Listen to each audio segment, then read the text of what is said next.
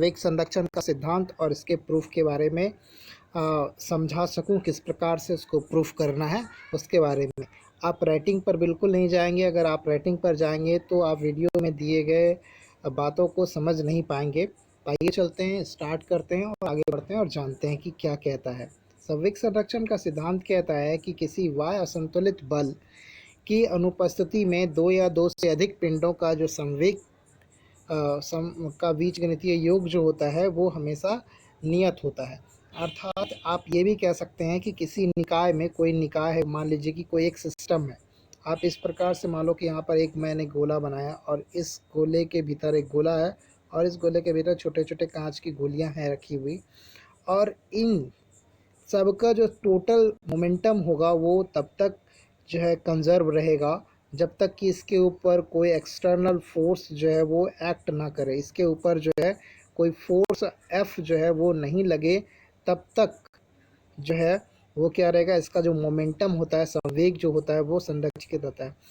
किसी बंधु को ये पता नहीं हो कि संवेग किसे कहते हैं, तो संवेग जानते हैं, जान लीजिए कि संवेग जो है, संवेग बराबर होता है m इंटू भी। यहाँ पर m इंटू भी क्या है वो मैं बता दूँ आपको कि m इंटू भी है m फॉर उसका मास, वो जो ऑब्जेक्ट है उसका मास, और दूसरा v फॉर है उसकी वेलोसिटी। तो आगे चलते हैं। आप देखिए यहाँ पर एक आपको फिगर दिख रहा है जिसमें कि m1 m2 दो मैंने यहाँ पर ऑब्जेक्ट लिए हैं, यानी कि वस्तु है दो हमारे पास, पिंड जिसको बोल सकते हैं, जो कि पहले से u1 और u2 वेग से जो है, प्रारंभिक वेग से गतिशील है। वस्तु का नाम मैंने ए और बी रखा है। यहाँ पर आप ध्यान से देख रहे होंगे कि ये ए और ये बी है, दो वस्तुएं हैं जो कि m1 और m2 मास का है, और ये अपने वेग जो है वो u1 और u2 से गतिशील है, लेकिन इस प्रकार से इनका वेग है कि u1 का जो वेग है वो u2 के वेग से अधिक है। तो यहाँ पर जब वेग अधिक है ए वाले वस्तु का, तो वो उसकी तो टक्कर फिक्स है, उसे देखते हैं आगे। तो आप लोग ये नोट करते हुए जाएंगे कि माना कि ए तथा बी दो पिंड हैं जिसका कि द्रव्यमान जिसका द्रव्यमान जो है क्रमशः m1 और m2 है, तथा ये u1 तथा u2 वेग से गतिशील है। अब यहाँ पर u1 की जो वेलोसिटी है वो ज़्यादा है u2 के तुलना में, तो जाहिर सी बात है कि ये टक्कर होगी, एक ही रास्ते में चल रहा है। तो पुनः माना कि पिंड ए जो है, पिंड जो आपका ए है उसकी टक्कर हो जाती है, पिंड ए की जो है टक्कर बी से हो जाती है, t सेकेंड के लिए टक्कर ये होती है।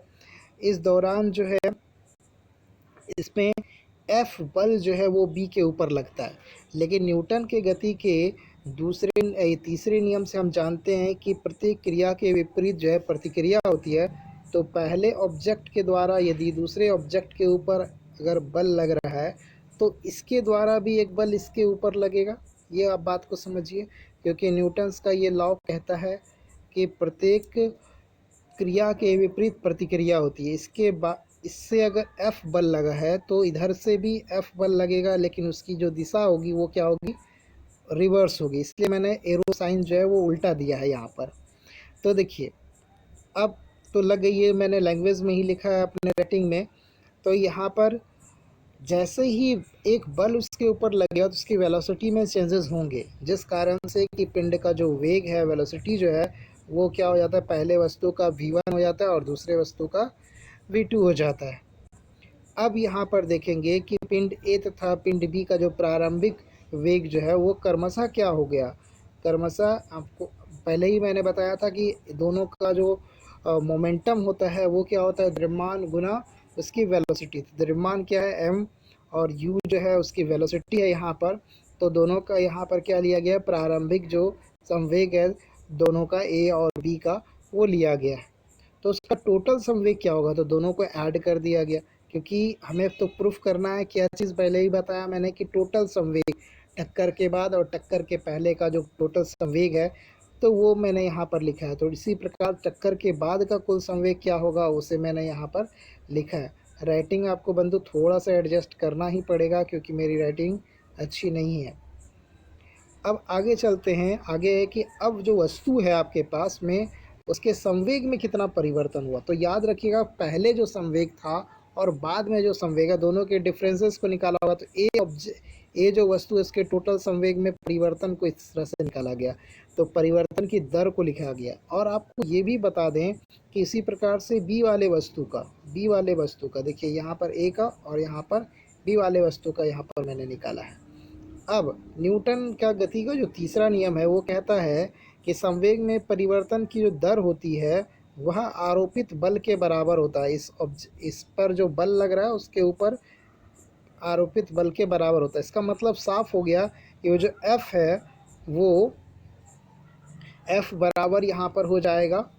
F बराबर यहाँ पर देख लीजिए कि F बराबर यहाँ पर क्या हो जाएगा, इतना हो जाएगा। लेकिन एक बात यहाँ पर एक और बात कह रही है कि तीसरा नियम क्या है। तीसरा नियम भी जो कि लगता है जिस कारण से क्या हो जाता है आपके साथ, जिस कारण से कि F equal to minus F होगा, जो कि दिशा विपरीत होने के कारण से माइनस यहाँ पर जो है F लगाया गया है। अब चूंकि दोनों के वैल्यूज़ को यहाँ पर रख देते हैं कि कितने हैं, और जब दोनों के वैल्यूज़ को रखता है तो टी दोनों में कॉमन था तो वो कट गया, हट गया। और उसके बाद हम लोग सिंपल मैथमेटिक्स का रूल अप्लाई करके इसको देखते हैं आपस में कि टक्कर के पहले का जो टोटल संवेग है और देख रहे हैं कि टक्कर के बाद का टोटल जो संवेग है दोनों आपस में बराबर होकर के हमारे पास एक इक्वेशन आ जाता है।